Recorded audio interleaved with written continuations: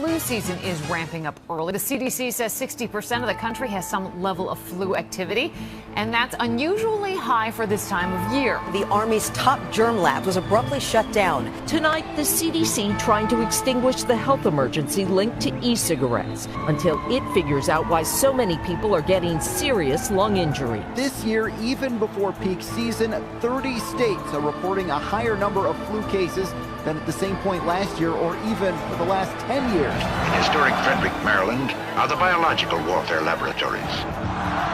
Volunteers were a picked group to expose a person to a biological aerosol. 大家好, I'm Nathan Rich, aka 火锅大王. You know, there's been a lot of conspiracy theories going around about this COVID-19 outbreak. Some of them have to do with the military games that took place in Wuhan in October of 2019. And some other ones have to do with vaping in America. And one that may seem even more far-fetched has to do with a medical research laboratory that was closed down in America in August. But how could a military medical research center being closed down in August have anything to do with an outbreak? I mean, it's not like there was an outbreak of a mystery respiratory illness that was causing pneumonia immediately in the vicinity of that facility right before they closed it down or anything. No, there wasn't one. There were two.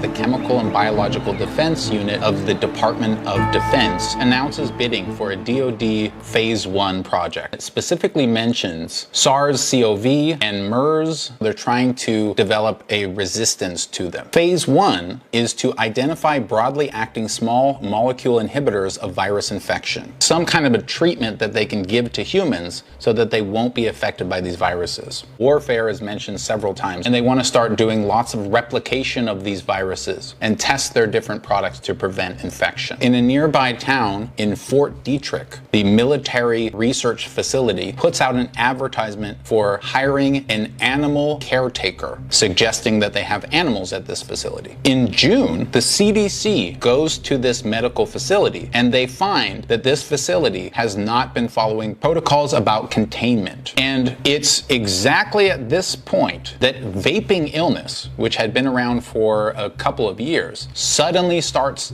the first and only enormous boom in cases. Now, why are we even talking about vaping illness? It's interesting for two reasons. The only enormous spike it has ever had in cases happens to go along with this entire timeline. And its symptoms are literally almost exactly the same as COVID-19. Even the lung CT scans, which are very strange, are strange in the exact same way as they are strange in COVID-19. They have a sort of a ground glass appearance inside of the lungs. It also causes pneumonia, fever, and so that's why this has come into this timeline. Since 2014, elderly people did not need to tell their doctors if they had pneumonia to get a certain kind of vaccination. But on this day, the CDC changes that and says now if you want that vaccination, you have to first tell your doctor that you have symptoms, and then they will give it to you. And we do know that the CDC monitors healthcare visits from patients. They have a very advanced system that tracks keywords, symptoms, all kinds of stuff. And here on July 1st, the Department of Defense just cancels that request for bidding. And they give no explanation as to why that happened. So this is the Department of Defense CBD. It's in Virginia. And here is Fort Detrick. It's in Maryland. So right around the time that they canceled this Phase 1 project, a mystery respiratory disease is reported in Northern Virginia. There are over 60 elderly people infected, and there are deaths, and some of them have contracted pneumonia. Wisconsin reports a vaping illness cluster. How do people form a cluster if it's non-communicable? Don't know. 2 deaths from the mystery respiratory illness reported. Here we see another advertisement for an animal caretaker at Fort Detrick. And here on the 15th of July, 2019, the CDC sends a cease and desist letter to the lab, telling them essentially to shut down most operations. Then we see another death related to this mystery respiratory disease that's causing pneumonia. And then we find another mystery respiratory illness that's causing pneumonia. That one is right here, right outside of Washington, D.C., which is the headquarters for all of these operations. On the 18th of July, the military lab is shut down. Now, what is this military lab actually doing? Even though in the past they've gotten in trouble for handling viruses that weren't in their database, you can actually find a list of those ones which are in their database. So these are the agents and toxins at Fort Detrick: swine flu, Ebola, and SARS-associated coronavirus. So it seems that they have animals there, they have a coronavirus there, and that they were shut down for failing to comply with proper containment protocols. So because we can see reports in July of over 60 people being infected, that may have happened in June. Illinois reports a cluster of vaping illness. The US CDC looks into those 2 nursing homes that aren't related to each other, that both are in the proximity of this laboratory, that both fell victim to an unexplained respiratory illness that causes pneumonia. And they declare that the cause is the common cold. By this point, the case rate has more than doubled in 1 month. On the 5th of August, this is when it was widely reported that the lab had been shut down, and the CDC says it can't release details because of, quote, national security concerns. On the 19th of August 2019, the CDC pushes for expansion of its already existing surveillance system for patients' symptoms. The NSSP is something that essentially spies on you when you're going to the hospital and telling your symptoms and that kind of stuff. Here on the 21st of August, it's announced that something called the Event 201 will take place. This is essentially a forum about what might happen in a global pandemic, focusing more on, by the way, the economic impact rather than on the loss of life. Here we see the first death attributed to vaping illness ever in the years that it's been tracked. Maryland reports that vaping pneumonia cases have doubled, and Virginia is also rising. Here, the CDC reminds the public to get flu shots. Here, the CDC reminds people not to kiss their chickens. We'll come back to that one later. And this is the earliest theorized date of the COVID-19 outbreak. Starting around October of each year, the CDC starts to track the flu season, and that begins here on the 28th of September. The next day is the peak vaping illness cases. From the day after they start tracking flus till now, the cases have inexplicably gone down. No one knows why the cases of vaping illness started to go down as soon as they started reporting on flu illness. These are Maryland, which is where the biochemical research laboratory is. So overall, the flu activity was a level 2 and the intensity was a level 1. This also includes flu-like illnesses. ILI means influenza-like illnesses. But the percent of people going to hospitals for influenza was higher than it had been in at least 4 years. And the influenza-like illness emergency visits percent was the second highest in 4 years. They do these reports weekly, and the next week it was the same. The week after that, the flu activity was level 5. And Maryland is the first state in the United States with widespread flu activity. And this is more unusual than it seems, because if we look at prior years, we can see something interesting. So this was the week before the first case was identified in China. But this is 2015. And you can see that Maryland is low activity. And this is the same week from 2016. Maryland is very low. And this is the same week from 2017. There's a lot more activity going on, but Maryland is very low. And this is the same week from 2018. There's some activity, but Maryland is very low. This is the actual week before the virus was first noticed in China, and Maryland is high activity, as well as, by the way, Virginia. In all these years, Virginia and Maryland did not have high activity at this time, but 2019, they both did. Then the Wuhan Military Games event begins. And at the same time, Event 201 in NYC happens. The next week, activity goes down a bit in America, but there's the first flu death and the first pneumonia. There's the first flu death and the first pneumonia outbreak is recorded. And this is just in Maryland I'm talking about. By the time that the Wuhan Military Games event is over, everything is red across the board. What sort of theory could we put together from all this? Well, looking at this evidence, you could say it's possible that the US military was doing experiments on animals using coronaviruses. And because they failed to follow protocols for containment, there was an outbreak nearby. The CDC found out about this, investigated what was happening, told the public it was a common cold, and then shut down the lab. Then they started reporting the outbreak as cases of vaping illness, which had nearly identical symptoms. Then they waited until flu season started and started transferring those over to regular flu and just chalking it up as, oh, this is a bad flu season. And then, either intentionally or accidentally, somebody who went to Wuhan was infected and spread that virus to Wuhan. So that's one theory you could come up with from this. And so if somebody tells you that, it's not unfounded. It's not based on no evidence. But I want to present you with another side to this story. So let's go back. The CDC did say that there was no exposure to humans caused by the breach in protocols. And with vaping illness, it does seem a little strange to me that of all these thousands of cases, not one doctor anywhere would have noticed that it's a coronavirus. And remember how I said I'll come back to the CDC chicken thing? The reason that I put this here, CDC reminds people not to kiss their chickens. This is true, by the way. Centers for Disease Control says don't kiss your chickens. But the reason that I put it here is to show you that the other things that I put here are all related to this, or at least potentially related to this. But this one isn't. And that goes to show you that I could have added a lot more things here and it would soften the blow of seeing this. The CDC did many things during this time. It wasn't all just about flu.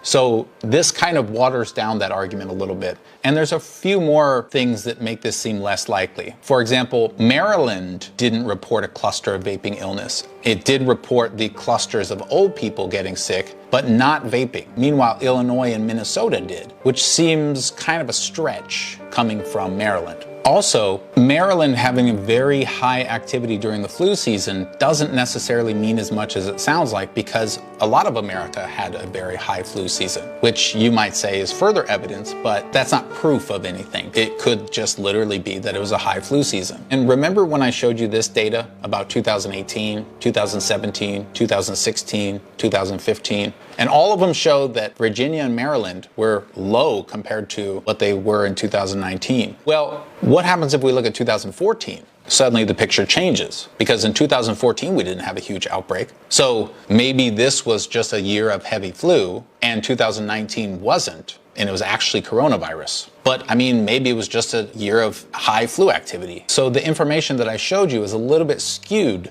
towards trying to show this theory as being right. There's a lot of little things like that I can find in these reports, that I can find in the data, that doesn't support or even goes against the narrative that this entire thing has been a coronavirus. Including, by the way, the fact that every study that I've seen that talks about the first strand of the virus doesn't show it anywhere even near August. And there's been a lot of reports that there's no evidence of the virus being created in a lab. Now, personally, I don't put a lot of weight to that, because if they had animals and they're giving them viruses and their mission isn't to create a new virus, but to protect against a virus, then you probably wouldn't see any evidence that that was created in a lab, because it's just a virus. You're not engineering it. Another thing that seems to go against this narrative is Maryland and Virginia don't have a particularly high amount of COVID-19 cases, which if it were spreading for months, you would assume would be very high in that area. But then again, the CDC is covering up so much information that it's very hard to tell. So when I look at this entire thing, personally, what I see is there's evidence that this started in America, but there's also evidence that it didn't. And so personally, I have to go with what seems the most likely to me. And based on the evidence that I was able to find, what seems the most likely to me is that this outbreak either started in Wuhan or with somebody who went there directly from somewhere else. So my conclusion, based on the evidence that I have access to, is it's not strong enough to say that the United States definitely did this. I would need a lot more concrete evidence. Now, what kind of evidence would I need to really say that? You would have to go back and test the people who died at these retirement homes specifically for the virus that causes COVID-19. If you find that in them, then this all starts to shape up and you pretty much know. But we all know that the CDC is not going to do that. So I just thought I would give you some insight into the merits of this theory and some problems I find with it. If you take these events and you line them up on a timeline, it can seem very nefarious, but none of it is actually proof It's all just evidence that you can kind of say this narrative might be true, which means that I don't think people are crazy for believing this, but personally, I won't until such a time that I see stronger evidence for it, particularly if they get test results from those elderly people who died in the mysterious outbreaks. It's also possible, by the way, that the laboratory leak caused nothing and these people just got some bacterial infection and that was it.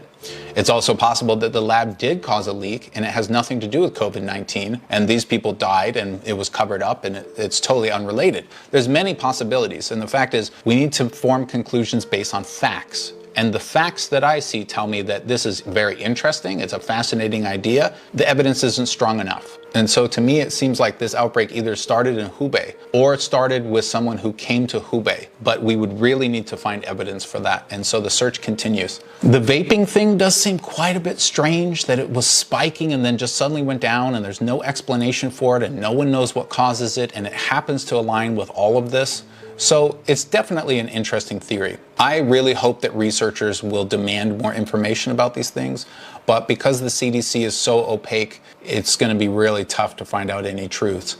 Another major thing that goes against this narrative is if there's been an outbreak of COVID-19 in America since August, it really seems like some doctor somewhere would have noticed this. But a crazy thing about this vaping illness is it's so similar to COVID-19. It even has the situation where you will treat somebody with antibiotics and they'll seem to be getting better and then come back and their pneumonia is even worse, which is almost exactly the definition for pneumonia of an unknown cause.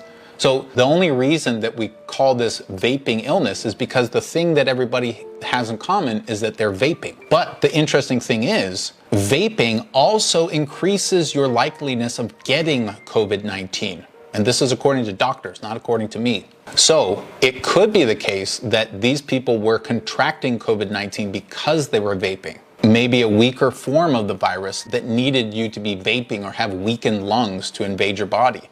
We don't know. There's a lot of mystery here. But again, this timeline raises a lot of questions and it doesn't answer too many. We need to continue to research. We need to keep our eyes open and focus on facts. Otherwise, we're going to get swept away in a million theories. And there's a lot of weird stuff going on here. I admit that for sure. Something weird happened last year in America, but I don't have enough evidence to say definitively that it was a COVID-19 cover-up. So if there's anything that you think is missing from this timeline, please let me know. And the best way to fight back against this type of thing is to spread this information, spread this video, spread other sources of reliable facts that try to take a look at things in a maybe it was this, maybe it wasn't, here's the facts on each side type of way. Because we really need to continue this concept of fact-based knowledge. And just remember that wherever it came from, what matters most now is helping countries that really need us the most. So let's do that. Thanks, everybody. 谢谢。